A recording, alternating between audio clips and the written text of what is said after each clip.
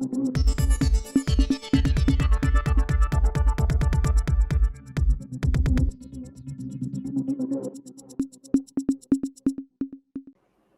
இது news focus Tamil. இன்றைக்கு நம்முடன் அரசியல் பேச மூத்த பத்திரிகையாளர் திரு தரசு ஷியாம் அவர்கள் இணைந்திருக்கிறார். சார் வணக்கம். அன்பு வணக்கம்.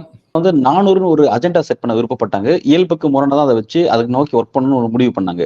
அப்ப அதை எக்ஸிக்யூட் பண்ணணும், கரெக்டா வெற்றிகரமா அதை செயல்படுத்தி முடிக்கணும் அப்படின்னா ஒரே பேஸ் எலெக்ஷன் நடத்தக்கூடாது. இந்த மாதிரி 7 கட்டமா பிரிச்சு, குறிப்பா அந்த உத்தரப்பிரதேஷ், பீகார் இந்த ஸ்டேட்ஸ் எல்லாம் 7 கட்டமா பிரிச்சு நடத்தும் போது நமக்கு வாய்ப்பா இருக்கும்னு சொல்லி முயற்சி பண்ணாங்க. இப்ப அப்படிதான் பண்றாங்க. அப்படி நடத்தி கூட அது அவங்களுக்கு கை கொடுக்காத சூழல்ல தள்ளப்படுறாங்களா? எப்படி இது புரிஞ்சுக்கிறது சார்?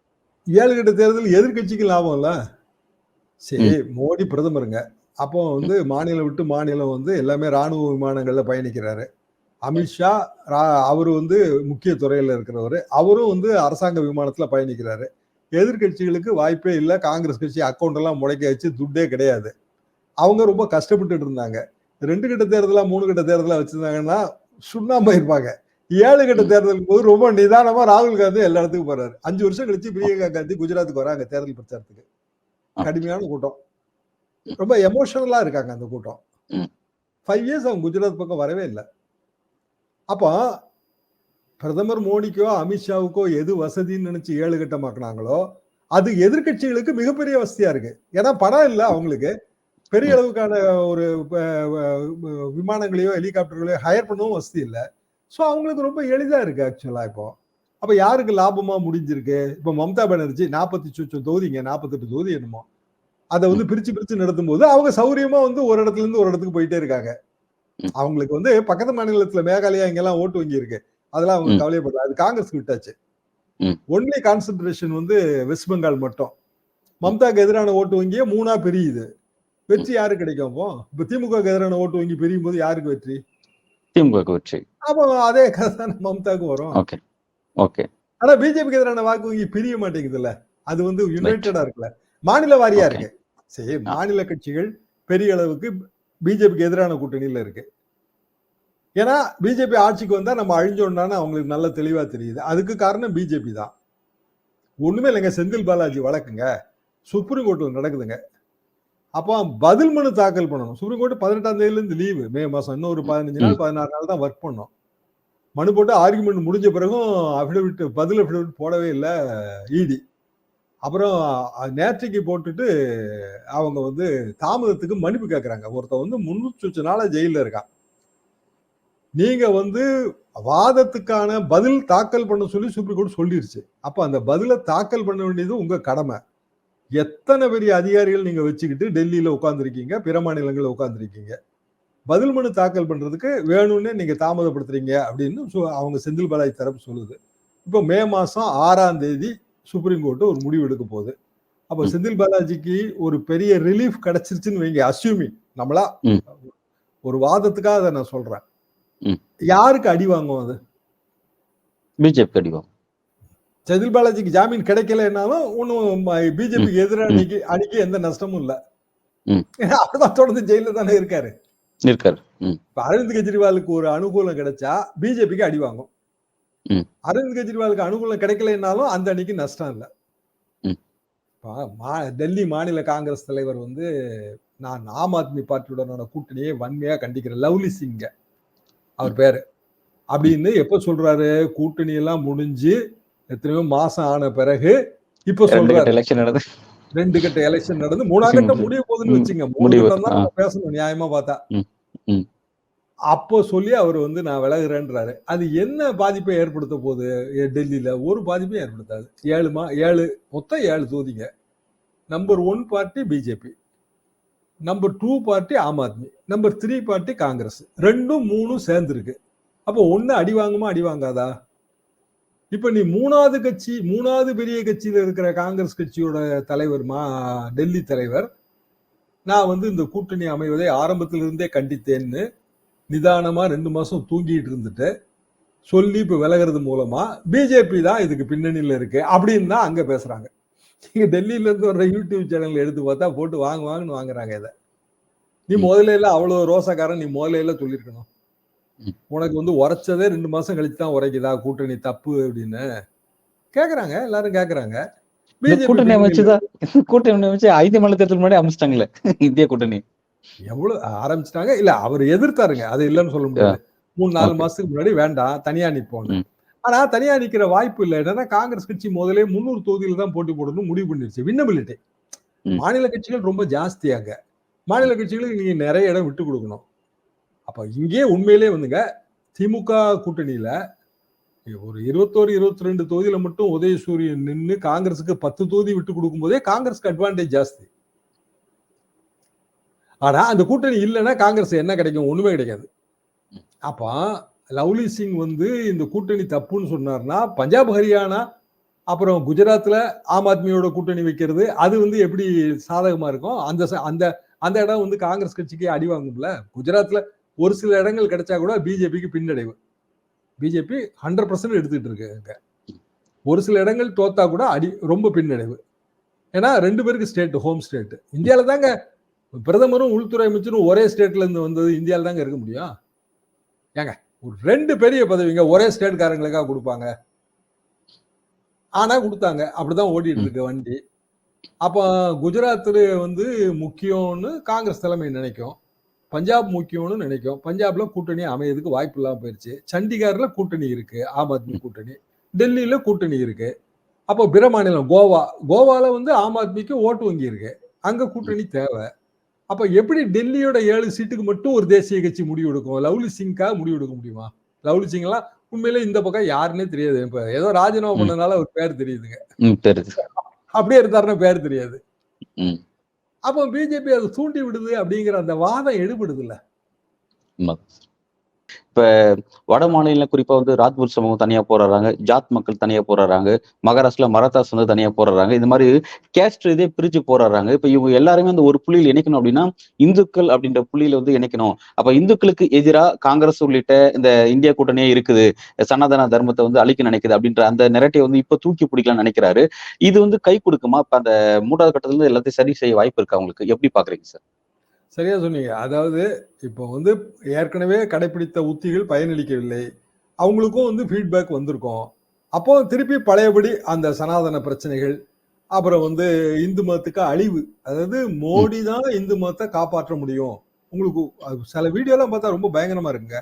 மோடி யாருங்க? பகவான் கிருஷ்ணரோட அவதாரம் அப்படின்னு சொல்றாங்க.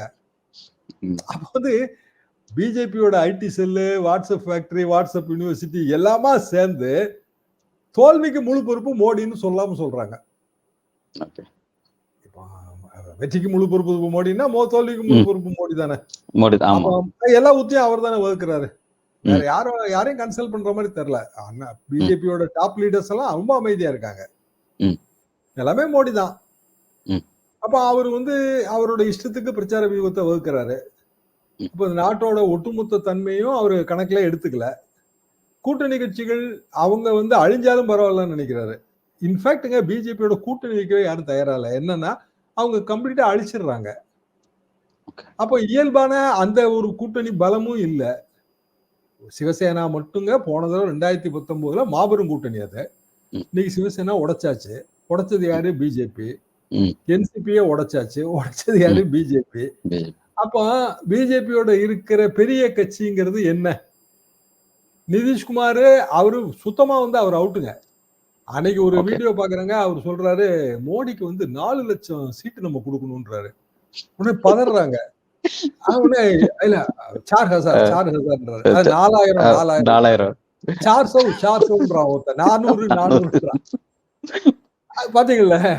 அதாவது அவரு எந்த இடத்துல அப்படி பேசுறாருன்னு புரியல. நமக்கு தான் வெயில்ல வந்து ஒரு மாதிரி தலை கிறுகு இருக்குன்னா அவர் கடுங்கிருப்பா தெரியுது.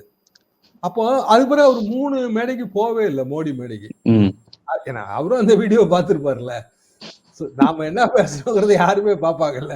நீங்க வந்து என்ன ஒரு பேட்டி எடுத்தீங்கன்னா நான் திருப்பி உங்கள்கிட்ட லிங்க் வாங்கி அதை பாக்குறேன்ல. தப்பா சொன்னாலும் நான் தப்பா சொல்லிட்டோம்னா அடுத்த இல்லையா நான் கரெக்ட் பண்ண முயற்சி பண்ணல. அவர் நிதிஷ்குமார் ஆப்சென்ட்டுங்க. 3 இதுக்கு போவே இல்லை. மோடியே ரொம்ப அப்செட் ஆயிட்டாரு அதுல, அப்படித்தான் சொல்றாங்க. அப்போ பீகார்ல உத்தரப்பிரதேசம் பீகார் சேர்ந்து 120 தொகுதி இருக்கு. 120 தொகுதியில பிராக்டிகலா உத்தரப்பிரதேசத்துல வாய்ப்பு இருக்கு. யோகி எல்லாம் அந்த கேம்பெயின் நீட்டா தெரியுது. ஆனா வெறுப்பு கேம்பெயின் தான். 80க்கு 20க்கும் போட்டு இப்படி வெறுப்பு கேம்பெயின் தான். பட் அந்த கோர் ஓட் பேங்கை மெயின்டைன் பண்ண பாக்குறாங்க. அப்போ போன தடவை 60 அப்படி மெயின்டைன் பண்ணியுமே போன தடவை 60 சொச்சம் தான். இந்த தடவை 50 வரைக்கும் வரலாங்க. ஆனா கை கொடுக்க வேண்டிய பீகார் கை கொடுக்கல. நிதிஷ்குமார தூக்குனதே வந்து எதிரணிக்கு லாபமா தெரியுது. ஏன்னா இப்படியெல்லாம் ஒருத்தர் பேசினாருன்னா அவரை வந்து இந்தியா கூட்டணியில வச்சிருந்தாங்கன்னா ஊத்தி கவுத்திடுவாரு அவரு. அப்ப போனா நல்ல வேலையா போனாரு அப்படிங்கிற மாதிரி அவங்க பேசுறாங்க. அப்போ பீகார்ல 40க்கு எத்தனை ஜெயிக்க போகுது பிஜேபி? என்னை கேட்டா ஒரு 10 ஜெயிச்சா ஆச்சரியம். அப்படின்னா அவ்வளவுதான் வருங்க. மொத்தமே வந்து 120க்கு 60 தாங்க பாசிபிள். அப்ப 2 பெரிய மாநிலம். ராஜஸ்தான்ல எல்லாம் வந்து நேற்று ஒரு நண்பர்கிட்ட பேசிட்டு இருந்தேன். ரொம்ப ஒரு பெரிய அளவுக்கு வந்து பிஜேபி அங்க தோற்குங்கன்றாரு.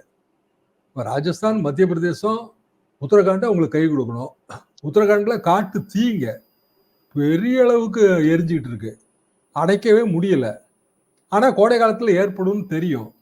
அதுக்கான முன்னேற்பாடுகள் எதுவுமே செய்யல. உத்தரகாண்டும் அடி வாங்கிடும் போலதான் தெரியுது. மத்திய பிரதேச, ராஜஸ்தான்லயே அவங்க எதிர்பார்த்த சீட்டு கிடைக்காது. அப்போ ஒட்டுமொத்தமா இந்த முக்கிய மாநிலங்கள்ல பிஜேபிக்கான வாய்ப்புங்கிறது 100 தான் தெரியுதுங்க. குஜராத் கை கொடுக்கறதுக்கு 20, 25 வரைக்கும் கை கொடுக்க வாய்ப்பு இருக்கு. ஆக ஒட்டு மொத்தத்துல பார்த்தா அவ்வளவுதானங்க வருது. 200க்கு பிளஸ் 200 பிளஸ் 250க்கு கீழே. அதை தாண்டிய வாய்ப்பு என்ன இருக்கு அவங்களுக்கு? சனாதன தர்மத்துக்கு சனாதன தர்மத்தை எதிர்க்கக்கூடிய இந்தியா கூட்டணி அவங்களுக்கு நீங்க அவங்களுக்கு அந்த காங்கிரஸ்க்கு நீங்க ஓட்டு போட போறீங்க அப்படின்ற நெரேட்டிவ் தான் இப்ப இனி வரக்கூடிய காலகட்டத்துல மோடி வந்து தீவிரமா முன்னெடுக்க போறாரு. அவருடைய பிரச்சாரத்திலயுமே இதுதான் இருக்க போகுது. இப்ப இது வந்து ஏற்கனவே அந்த மக்கள்கிட்ட இருக்கக்கூடிய பிஜேபியின் மீதான அந்த கோபங்கள், அந்த அதிருப்திகள் எல்லாத்தையும் மறைச்சிட்டு வாக்கா திரும்ப வாய்ப்பு இருக்கா, இல்ல அது எப்படி மாறும்னு பாக்குறோம். பசிச்சவருக்கு ஏதுங்க பகவான்? பசி எடுத்தா பகவானே கிடையாது. 10ம் பறந்து போகும். அப்புறம் பகவானும் சேர்ந்துதான். ஏங்க இன்னைக்கு வறுமை தாண்டவம் ஆகுதுங்க. நீங்க தமிழ்நாட்டிலே வந்து ரொம்ப கடினமான வாழ்க்கைங்க. கிராமப்புறங்களை கேட்டு பாருங்க. நம்ம வளர்ந்த மாநிலம் ஓரளவுக்கு வசதியா இருக்கும். அப்படின்னா அவங்கள நினைச்சு பாருங்க.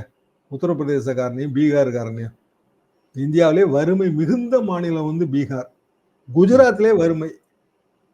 எனக்கு போதைப் பொருள் நடமாட்டம்னு சொல்றாங்க. நேற்றுக்கு பார்த்தா குஜராத் மாநிலத்துல பாகிஸ்தான் கப்பல் ஊடுருவினது, அதை பிடிச்சி வச்சிருக்காங்க. அங்க ஏகப்பட்ட கிலோ வந்து போதைப் பொருள் பறிமுதல். எங்கடா கடத்த போறீங்கன்னா, நான் தமிழ்நாட்டு வழியா இலங்கைக்கு கடத்த போறேன்னு சொல்றான் அவன். பிடிச்ச படங்கள்லாம் வந்து இன்னைக்கு பெரிய செய்திங்க அது. ஆனா மீடியா பிளே பண்ண மாட்டேங்குது. அது பெருசா பேப்பர்ல வருது, டிவிகள்ல வர மாட்டேங்குது. ஏன்னா டிவி ஒன் சைடடா இருக்கு, அது நல்லாவே தெரியுது. அப்ப மீடியா பிளே பண்ணும்போது தமிழ்நாடு போதை கலாச்சாரம்னா, நீ குஜராத்ல என்ட்ரியை எங்கப்பா கோட்டை விட்ட? என்ட்ரி உனக்கு இங்க தமிழ்நாடு என்ட்ரி பாயிண்ட் கிடையாது. அப்ப நீ குஜராத்ல எல்லாம் பிடிச்சிருக்கணும். இப்பதான் பிடிச்சிருக்க. இதுக்கு முந்தி எவ்வளவு வந்துச்சு? அப்போ அவன் வெளிப்படையா சொல்றான், நான் இந்த வழியா இப்படியே கடத்தி ஆஸ்திரேலியா அப்படி கொண்டு போறேன் அப்படின்றான் வெளிப்படையா. அப்ப நீ வந்து தூங்கிட்டு இருந்துட்டு கோட்டை வாசலை திறந்து வச்சு தூங்கிட்டு இருந்துட்டு அப்புறம் இங்க ஊடுருவின பிறகு இந்தியாவிலேயே போதை நிறைந்த கலாச்சாரம் தமிழ்நாடு சனாதனத்துக்கு வந்து எப்போதுமே வந்து அது எதிர்ப்பு, சனாதன வெறுப்பு, அதைத்தான் இந்தியா கூட்டணி பிரதிபலிக்குன்னா உதயநிதி பேசினாருங்க, இல்லைன்னா சொல்ல முடியாது. அவர் அது திராவிட ஸ்டாண்டு அதுல உறுதியா தான் இருக்காங்க. அப்பவுமே காங்கிரஸ் கட்சி அதுல டிஸ்அசோசியேட் பண்ணிடுச்சே. சரி, இதுல வந்துங்க கூட்டணிகளுக்குள்ள ஒத்த கருத்தெல்லாம் இருக்க வழி கிடையாது. கேரளால இந்தியா கூட்டணி கிடையாது. ஒரு அன்னைக்கு ஒரு இது போட்டிருந்தா, 2 பேர் சண்டை போட்டே வராங்க. ஒரு சிபிஎம் காரரும் ஒரு காங்கிரஸ்காரரும், மலையாளி சண்டை போட்டே வராங்க. பஸ்ஸு பேசஞ்சர் நீங்க சண்டையை நிறுத்துங்கன்னு கண்டக்டர் சொல்றாங்க. 5 மினிட்ஸ்ல தானே நின்றும் பாருங்க அப்படின்றாரு கண்டக்டர். 5 மினிட்ஸ்ல நின்றுச்சு. என்னன்னு பார்த்தா பஸ் தமிழ்நாடு எல்லைக்குள்ள வந்துருச்சு. கேரளா எல்லைக்குள்ள சண்டை, தமிழ்நாடு எல்லைக்குள்ள சண்டை இல்லை. இது அதோட சுருக்கம், சாராம்சம். ஆனா இந்தியா மாதிரி நாட்டுல அப்படித்தானே இருக்க முடியும். அப்ப நம்மளோட எல்லா கொள்கைகளையும் காங்கிரஸ் கட்சி ஏத்துக்க முடியாது. அப்ப நம்ம ஒண்ணுமே இல்லை, ராஜீவ் கொலை கைதிகள் விடுதலை, 70 விடுதலை, அதுல தமிழ்நாட்டில் இருக்கிற எல்லா கட்சியும் ஒரே ஸ்டாண்டு. அது எப்படி காங்கிரஸ் கட்சி அந்த ஸ்டாண்ட் எடுத்துக்கிடும்? பிஜேபி, தமிழ்நாடு பிஜேபியோட ஸ்டாண்டு ஏங்க எடுபடாம போகுது? ஏன்னா அது அகில இந்திய ஸ்டாண்டை இங்க பிரதிபலிக்கும் போது இங்க எடுபட மாட்டேங்குது. மாநில அரசியல் வேற, தேசிய அரசியல் வேற. 2க்கு இடையில ஏதோ ஒரு வகையிலான ஒரு இணக்கம் வேணும். இது வந்து எல்லா மாநிலத்துக்கும் பொருத்தம். ஒரிசால இருந்து எல்லா மாநிலங்களுக்கும் பொருத்தம்.